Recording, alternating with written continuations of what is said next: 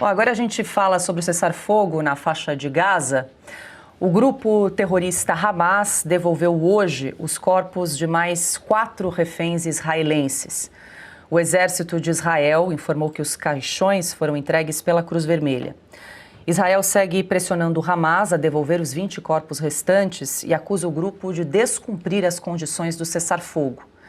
A intermediação das entregas continua sendo feita pelo Egito e uma força-tarefa internacional liderada pela Turquia deve auxiliar na busca dos corpos ainda desaparecidos.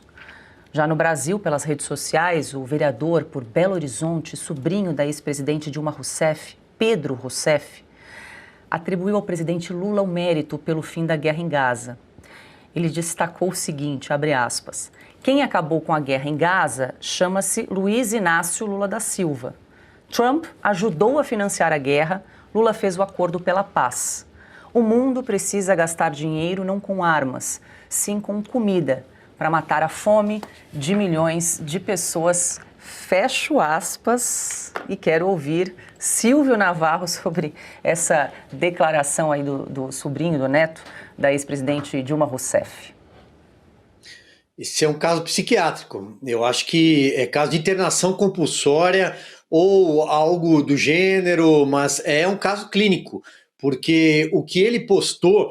Aliás, se o Brasil tivesse um inquérito sobre fake news, se o Brasil tivesse uma investigação aberta no judiciário sobre fake news, milícias digitais, desinformação, se isso fosse um assunto, combater as fake news nas redes sociais, por exemplo, ele seria o candidato número 1 a ser investigado. Mas como a gente não tem, então vamos relevar.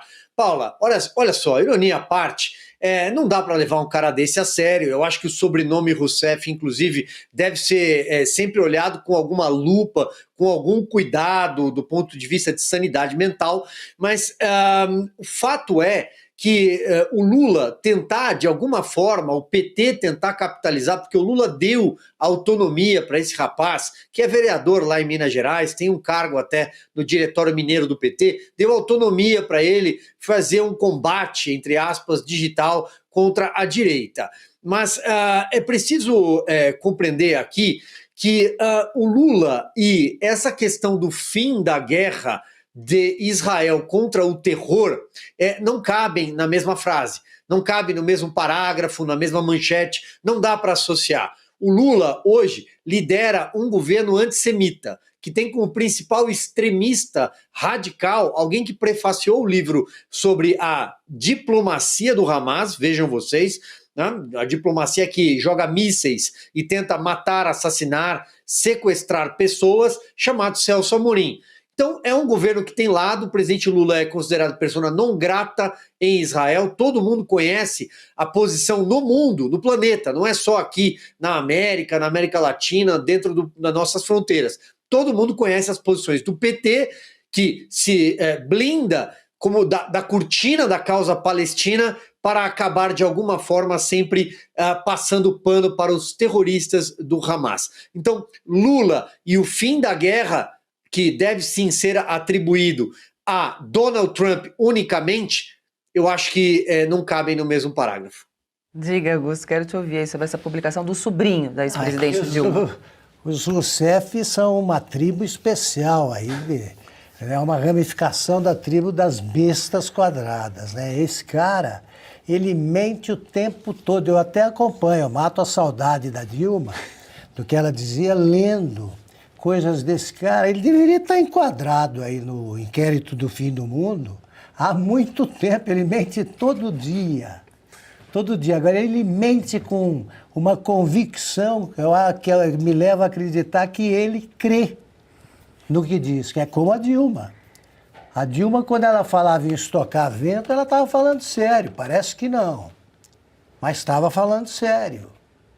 Esse cara, ele deve acreditar. A tia dele falou, olha... Foi o Lula que fez a paz. Ele acredita na tia. Porque o jeito que usa esse sobrenome, tá aí um sobrenome para esconder. Se eu tenho esse nome aí, Rousseff, então eu escondo. Falo, não, que é isso, erro no cartório. Ah, meu pai falou outra coisa. Não, ou renego a família. Esse cara, vereador Eu imagino a turma que o elegeu reunida. É isso. Pois é, eu fico pensando, Ana, se o Lula teria sentado à mesa do bar com integrantes do Hamas e com o primeiro-ministro Benjamin Netanyahu para um botiquim, para tentar, exatamente, para costurar esse acordo de paz, e nós não ficamos sabendo. De repente foi isso, hein, Ele Ana? acredita, porque o Lula diz, né, que no Brasil é só juntar lá na mesma mesa turco e judeu. É assim que ele fala. Com o conhecimento que ele tem da região, né? E muito álcool para acompanhar. A cervejinha sempre. Óbvio, sempre. Não, mas espera aí, vocês estão acelerando as coisas, porque antes de sentar à mesa para resolver esse contexto todo do Hamas com Israel, nós ainda estamos esperando ele sentar à mesa com o presidente ucraniano, o Putin, resolver aquele conflito primeiro. Calma, vocês estão atropelando aí as prioridades, porque ele disse que faria isso.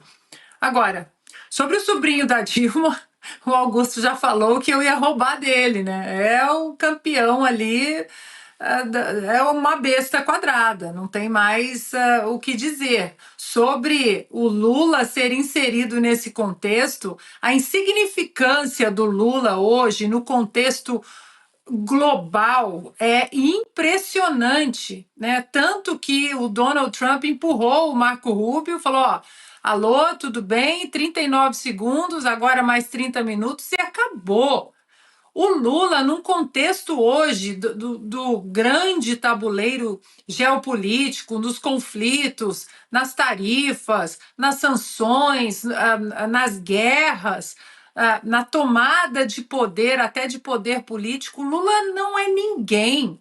O Lula não é ninguém. Não levem o Lula a sério no Brasil, porque aqui ele não é levado a sério. Nem ele, nem o Alckmin, nem a Janja.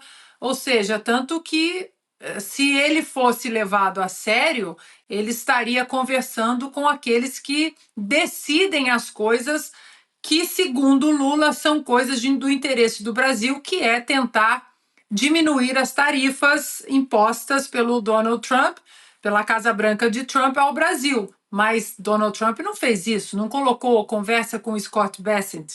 Conversa aqui com o meu pitbull, Marco Rubio, e o Marco Rubio, que essa semana, de acordo com Donald Trump, as palavras do Donald Trump no parlamento israelense, Donald Trump que disse que Marco Rubio será colocado na história como um dos maiores secretários de Estado da história dos Estados Unidos.